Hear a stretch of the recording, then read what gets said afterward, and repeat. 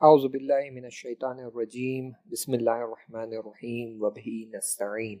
وصلی اللہ علی سیدنا محمد وعلی بیتہ الطیبین الطاہرین اللہم صلی علی محمد وآل محمد وعجل فرجہ۔ یہ 15th آڈیو ہے اس کتاب کا 3 منٹ قیامت کے۔ میں نے نامحرم سے میل ملاپ کے بارے میں بہت ساری باتیں سنی تھی، مثلا یہ کہ جب ایک مرد اور ایک زن یعنی ایک خاتون ایک مکان میں اگر اکیلے ہو جاتے ہیں تو وہاں پر تیسرا شخص شیطان ہوتا ہے، یا یہ کہ جب ایک جوان چاہتا ہے کہ خدا کی طرف حرکت کرے تو شیطان عورت کے ذریعے سے اسے آگے بڑھنے سے روکتا ہے، یا یہ کہ جب انسان خالی ہوتا ہے تو وہ خالی وقت شیطان کا وقت ہوتا ہے اور شیطان اپنے شیطانی خیال اس کے دماغ میں ڈالتا ہے۔ بہت سارے میرے ایسے مذہبی دوستوں کو میں نے دیکھا کہ جو نامحرم کے ساتھ ملاقات کرنے اور میل ملاپ کرنے کی وجہ سے شیطان کے وسوسے کے شکار ہو گئے اور اپنی زندگی میں بڑی بڑی مشکلوں میں پھنس گئے۔ یہ صرف مردوں کے لیے نہیں ہے بلکہ زنان کے لیے بھی، خواتین کے لیے بھی یہ ہے کہ وہ نامحرم کے ساتھ میل ملاپ نہ کرے اور زیادہ بات چیت نہ کرے، ورنہ ان کے لیے بھی بہت بڑا درد سر کھڑا ہو سکتا ہے۔ اب مجھے وہ بی بی زہرا سلام اللہ علیہ کی بات سمجھ آئی کہ انہوں نے کہا تھا کہ بہترین حالت خواتین کے لیے یہ ہے کہ وہ بنا ضرورت کے کسی نامحرم مرد کو نہ دیکھے اور بات نہ کرے، اور نامحرم مرد بھی اسے نہ دیکھے۔ خدا کا شکر کہ میرے جوانی کے دورے میں میرے پاس اتنا وقت ہی نہیں تھا، اتنا خالی وقت ہی نہیں تھا کہ میں ان چیزوں کے بارے میں سوچوں یا ان چیزوں کے بارے میں فکر کروں، اور خدا کا شکر کہ جوانی میں ہی میری شادی ہو گئی۔ لیکن میرے نامہ اعمال میں ایک چیز ایسی لکھی ہوئی تھی کہ خدا کا شکر وہ خیر سے گزر گئی۔ شروعات کے دنوں میں جب موبائل تازہ آیا ہوا تھا تو بہت سارے دوستوں کے پاس موبائل آ گیا تھا اور ہم ایک دوسرے کو ایس ایم ایس کرتے تھے، اور ایس ایم ایس میں اکثر وقت لطیفے یا مزاح یا جوک بھیجا کرتے تھے۔ اس زمانے میں ٹیلی گرام یا واٹس ایپ اور یہ سب نہیں تھا، اسی لیے ہم لوگ ایک دوسرے کو ایس ایم ایس کرتے تھے اور ایس ایم ایس کے ذریعے ایک دوسرے کو جوک بھیجتے تھے۔ میں یہاں سے ایک جوک بھیجتا تھا تو اس کے بدلے میں وہ وہاں سے ایک جوک بھیجتا تھا اور ہم آپس میں ہنستے تھے۔ اسی دوران ایک نامعلوم نمبر سے مجھے جوکس آنے لگے، اور یہ جوک زیادہ تر عاشقانے اور پیار اور محبت والے جوکس ہوتے تھے۔ میں نے بھی اس جوک کے جواب میں دوسرے جوکس بھیج دیے جو کہ عاشقانے نہیں تھے، معمولی جوکس تھے، لیکن اکثر اس نمبر سے عاشقانے مزاج کے جوکس اور لطیفے اور شعر آنے لگتے تھے۔ میں کئی بار کوشش کیا اس نمبر کو فون کروں اور جانوں کہ یہ شخص ہے کون۔ کئی بار فون کیا لیکن اس نے جواب نہیں دیا، لیکن میں دیکھ رہا تھا کہ اکثر لطیفے اور جوک یہ سب عاشقانے تھے،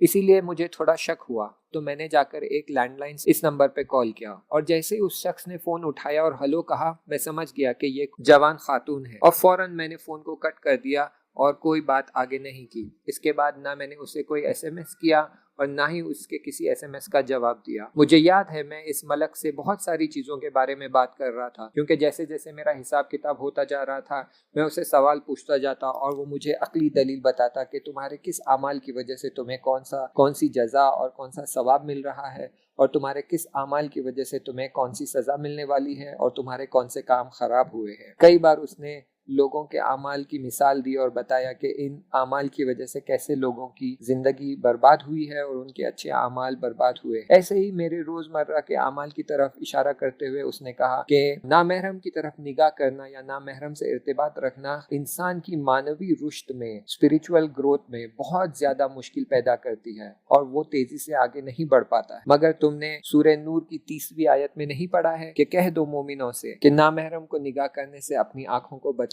یا امام صادق علیہ السلام کی وہ حدیث نورانی جس میں انہوں نے فرمایا ہے کہ نامحرم کو نگاہ کرنا ایک شیطان کی زہر آلودہ تیر کے جیسی ہے۔ ہر کوئی خدا کی خاطر اس نگاہ کو ترک کرے گا اور اپنی آنکھوں کو بچائے گا تو خدا اسے اس کے قلب کو آرام دے گا اور اس کے ایمان میں افزائش کرے گا۔ پھر اس ملک نے مجھ سے کہا کہ اگر تم نے فوراً اس فون کو کٹ نہیں کیا ہوتا اور اس نامحرم خاتون کے ساتھ تم نے اپنی بات کو کنٹینیو رکھی ہوتی تو ایک بہت ہی سنگین گناہ تمہارے نام اعمال میں لکھا جاتا اور اس کا تمہیں اس دنیا میں بہت بڑا ہرجانہ دینا پڑتا۔ اور اس ملک نے جب دیکھا کہ میرے دل میں شہادت کے لیے بہت زیادہ شدت سے محبت اور عشق ہے اور میں بہت شدت سے چاہتا تھا کہ میں شہید ہو جاؤں، تو اس نے مجھے اشارہ کرتے ہوئے کہا کہ اگر شہادت کا عشق رکھتے ہو اور شہادت کی تمنا رکھتے ہو تو جان لو کہ ہر نامحرم کی نگاہ یا ہر حرام نگاہ سے شہادت کم سے کم 6 مہینے پیچھے ہو جاتی ہے، یعنی تمہاری شہادت 6 مہینے تک ٹل جاتی ہے اور دیر سے دیر ہوتی جاتی ہے۔ مجھے وہ دن بھی اچھے سے یاد ہے جب خواہران کی ایک ٹرپ آرگنائز کی گئی تھی اور مجھ سے کہا گیا تھا کہ تم ان کے برنامے کے مسئول ہو،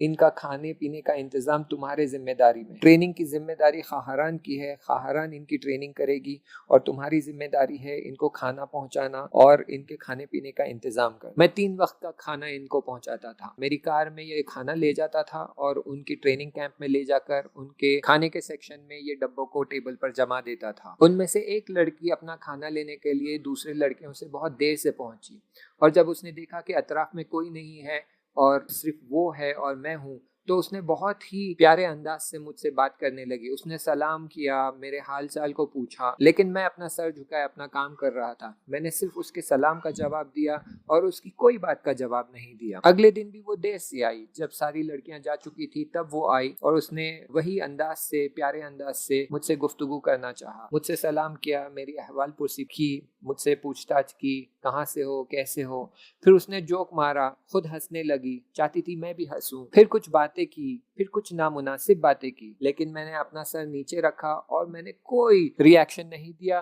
بس اپنا کام کرتا رہا اور میرا جیسے ہی کام ختم ہوا میں وہاں سے چلا گیا۔ خلاصہ یہ کہ جب بھی میں ان کے ٹریننگ کیمپ میں کھانا لے کر آتا اور کھانا وہاں پروس کر جانے لگتا تو اس لڑکی کی شیطانی رفتار سے میں مواجہ ہو جاتا اور یہ اپنی شیطانی حرکتوں سے میرے دل کو لبھانے کی کوشش کرتی، لیکن خدا کا شکر اس نے مجھے توفیق عطا کی کہ میں نے اس شیطانی حرکت کے سامنے گھٹنے نہیں ٹیکے اور کوئی بھی ریسپانس یا ری ایکشن نہیں دیا، کیونکہ میں نے سنا تھا کہ قرآن میں ایسی عورتوں کے بارے میں لکھا ہوا ہے کہ ایسی عورتوں کا فریب اور مکر بہت ہی بڑا ہوتا ہے۔ جب میرے اعمال کی بررسی کی جا رہی تھی تو جب ہم اس بخش میں پہنچے جہاں پر یہ اردو کا ذکر تھا تو وہ جوان، وہ ملک جو میز کے پیچھے بیٹھا تھا، اس نے کہا کہ اگر تم اس لڑکی کے فریب میں اور مکر میں پھنس جاتے تو تمہاری عزت بھی جاتی، تمہارا کام بھی جاتا اور تمہارے گھر والے بھی تمہارے ہاتھ سے چلے جاتے۔ کچھ گناہ ایسے ہوتے ہیں جن کی وجہ سے روزمرہ کی زندگی میں بڑی مشکلات اٹھانی پڑتی ہے اور بہت بڑی بڑی چیزیں ہاتھ سے چلی جاتی ہے۔ تو عزیزان، بس آخری جملہ یہ کہنا چاہتا ہوں اپنی طرف سے